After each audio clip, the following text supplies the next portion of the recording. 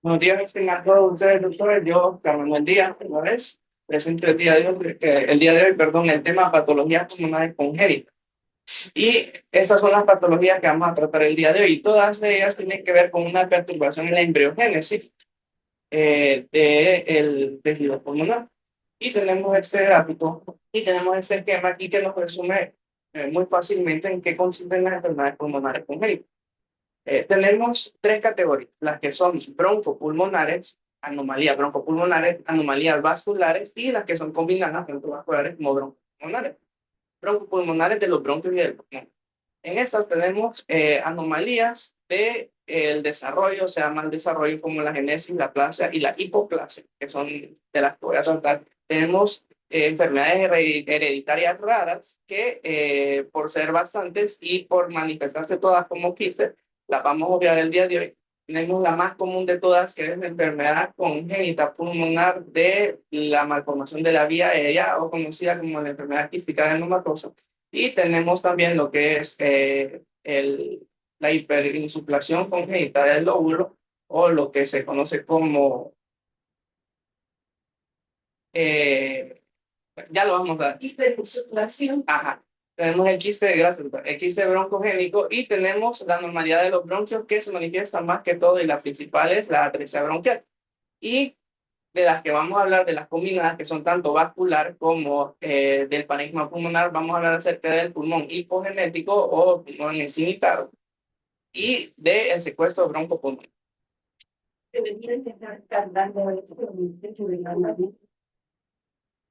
Bien, entonces hay seis etapas del desarrollo pulmonar normal: el periodo embrionario, el pseudoglandular, el canalicular, el sacular, el alveolar y la maduración microvascular. Dependiendo de la altura anatómica en la que sean las alteraciones y también en cuál de estos periodos se da es que sean las diferentes patologías. Dado que esta no es una clase de embriología, no vamos a ahondar acerca de esto, pero sí es importante saber que dependiendo de esto es que se dan las patologías y en qué nivel se van. Iniciando con la genesia, la plasia y la hipoplasia pulmonar, estas se producen entre el día 26 y la semana 24 de la gestación cuando hay una injuria en estos momentos. Y hay una clasificación dada por Boylen que son tres variantes. La tipo 1, que es la ausencia del parénquima completo del pulmón, los bronquios y de las arterias, que es la genesia completa. El tipo 2, que es ausencia de el parénquima pulmonar también, y la presencia solo de un bronquio rudimentario. O sea, la diferencia entre la genesia y de la plasia simple y sencillamente es que en la plasia se empezó a formar el bronquio, no se terminó de formar, y en la genesia no se formó nada. Y en el tipo 3 tenemos una cantidad variable de parénquima pulmonar, el árbol bronquial y la vasculatura, sin embargo, no es el adecuado y esto se conoce como hipoplasia. Entonces tenemos que la genesia es la ausencia completa de uno o ambos pulmones. Y en la rayos X de tórax vamos a ver como principales hallazgos desviación del mediastino y se confirma por tomografía o broncoscopía. Podemos ver en esta imagen de posterior anterior de tórax, esta rayos X, una opacidad homogénea que cubre casi todo, bueno, podríamos decir todo el hemitórax izquierdo. Esto es secundaria a la genesia que se dio aquí. Y lo que podemos ver en el lado derecho es el pulmón hiperlucente del lado derecho, el cual hasta se hernia a través de la línea media hacia el hemitórax izquierdo. Podemos ver la desviación de la tráquea hacia la izquierda y también, si nos podemos fijar un poquito bien ahí, está la verticalización del bronquio principal derecho y hasta se está también desviando hacia el lado izquierdo por la misma herniación que se está dando por motivo de la falta del pulmón en el hemitórax izquierdo. Entonces, este pulmón, el que sí está presente, se ve hiperlucente debido a esta herniación que tenemos. Y lo que podemos ver es que casi todas las estructuras del mediastino se fueron hacia el tórax izquierdo. Y tenemos la plasia pulmonar, que es exactamente lo mismo, pero con la diferenciación de que hay un bronco rudimentario que se presentó y la etiología no es diferencial. Sencillamente uno se desarrolló más que el otro y los hallazgos son iguales. ¿Cómo podemos confirmar si es aplasia o si es agenesia? Pues es muy difícil.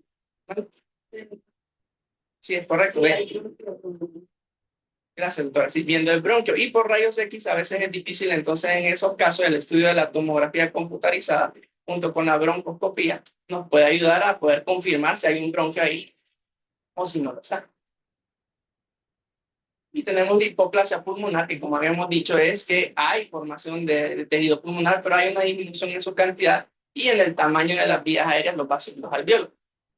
Puede ser desde asintomática hasta presentar dificultad respiratoria severa y generalmente secundaria. Una de las causas más comunes es cuando se da la hernia diafragmática congénita y que no se trata a tiempo. Esto genera que el pulmón que está colapsado por el efecto de masa de la hernia se quede hipoplásico. Y esto puede presentarse después como una hipertensión pulmonar persistente, porque al ser el área de los vasos pulmonares y el parénquima pulmonar muy chiquita, entonces eso predispone a que hay una hipertensión pulmonar y esto es lo que es el mayor pronóstico de la supervivencia del paciente a largo plazo.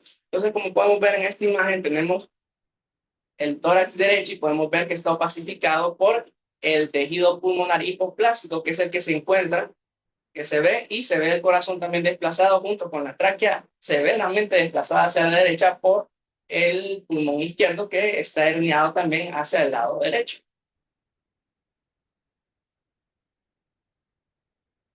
Y tenemos la malformación adenomatosa quística, que se conoce ahora, recientemente se le ha cambiado el nombre a la malformación congénita de las vías aéreas pulmonares.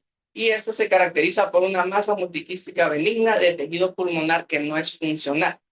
Estas varían en tamaño. Hay una clasificación que se llama de Stoker, que va del 1 al 5. La 1 es la más común de todas y estas ocurren más frecuentemente en los lóbulos inferiores. 85-95 de los casos ocurre solamente en un lóbulo. Entonces podemos ver que podemos ver esta área de hiperlucidez correspondiente a las múltiples formaciones quísticas. Ahora, no es lo único que nos puede dar áreas de hiperlucidez y lamentablemente con una rayos X PA de tórax no podemos definir exactamente qué lesión es, sino que necesitamos estudios. Sin embargo, tenemos que tener presente que cuando veamos estas lesiones en una rayos X PA de tórax, puede ser una de estas patologías y diferenciarla con las demás. Como les dije, la clasificación de Stoker tiene 5 tipos y la tipo 1 es la más común de todas. Tenemos el secuestro pulmonar, que consiste en un sector del pulmón sin comunicación del árbol bronquial, o lo que se conoce como un pulmón accesorio. Está aislado completamente de la vía aérea, por lo tanto no es funcional y recibe irrigación de la circulación sistémica, generalmente la aorta abdominal o la aorta torácica.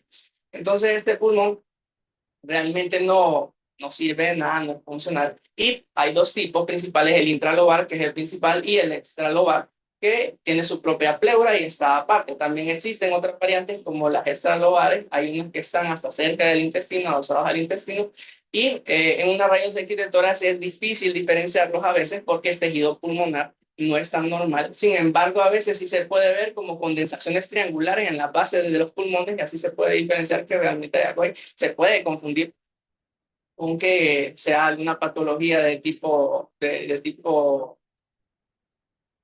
de condensación, que simula una condensación. Entonces hay que tener presente eso.